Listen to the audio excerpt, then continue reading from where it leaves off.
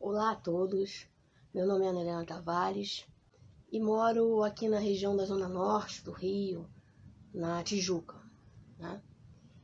E muita gente sempre me pergunta como é que uma jovem tijucana foi conhecer Pedro Casaldáliga, foi escrever a biografia dele, Um Bispo contra Todas as Cercas, A Vida e as Causas, de Pedro Casaldáliga, editada pela editora Vozes. E eu sempre dou respostas variadas, porque há várias respostas possíveis, né, dos caminhos que me levaram a Pedro. Mas uma dessas respostas, que eu acho que é o ideal que eu a coloque aqui hoje, é falar sobre o meu tio, né? Carlos Alberto dos Santos Ribeiro, que faria aniversário hoje. Meu tio, ele foi preso, torturado pela ditadura militar, porque ele foi confundido com um guerrilheiro. Ele era muito parecido com um guerrilheiro da guerrilha do Araguaia, o João Carlos Haas, que hoje é um desaparecido político. E meu tio era epilético, né? Ele tinha 40 convulsões ao dia. Naquela época era bem mais jovem do que eu sou hoje. Tinha seus 20 e poucos anos. E ele foi preso na porta do cinema, na Praça Sespenha, coração da Tijuca, aqui no Rio de Janeiro. Foi levado para o antigo doicode da Barão de Mesquita, na Tijuca, né?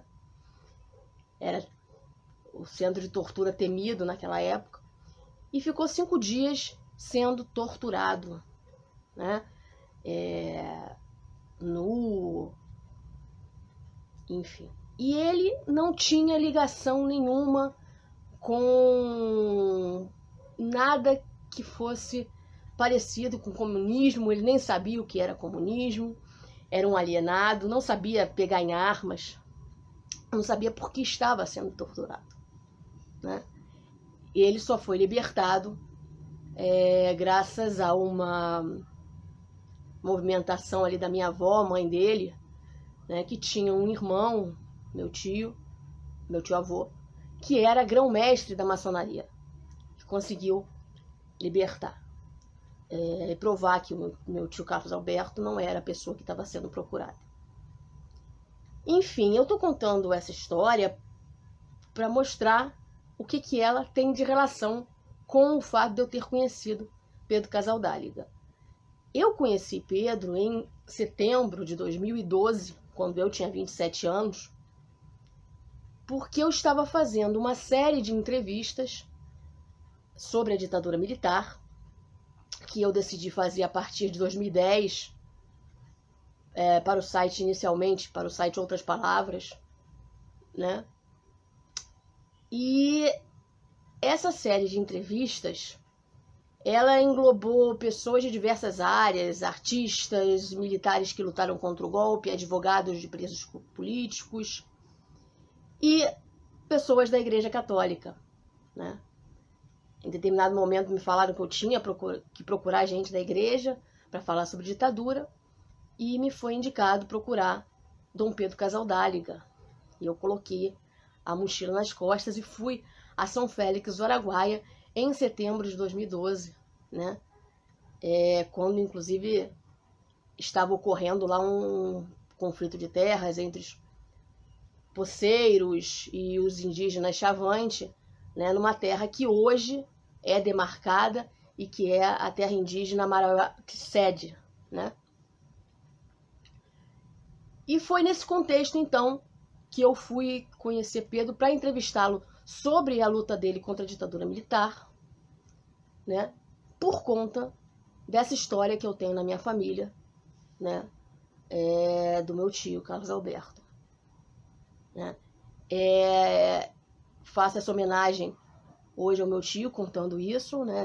É importante dizer que Pedro chegou a conhecer o meu tio, né?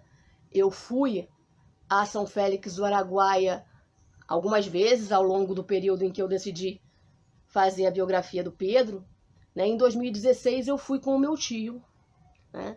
E eu me lembro muito bem de Pedro segurando muito forte a mão do meu tio e dizendo que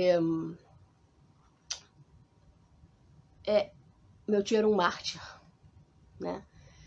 Pedro estava com muita dificuldade de falar no final da vida dele, mas ele pronunciava poucas palavras e bem diretas e objetivas. E quando ele segurou bem forte na mão do meu tio, ele disse, após escutar aquela história toda, né? Ele falou, um mártir, né? Isso, claro, marca a vida de uma pessoa, marcou a minha vida, né? É importante dizer também que há uma curiosidade aí, o meu tio e o Pedro acabaram sendo enterrados no mesmo dia, né? Foram enterrados dia 12 de agosto de 2020, né? O que me faz ficar muito pensativa, né, sobre os rumos, né, os desígnios que Deus tem para cada um de nós, né?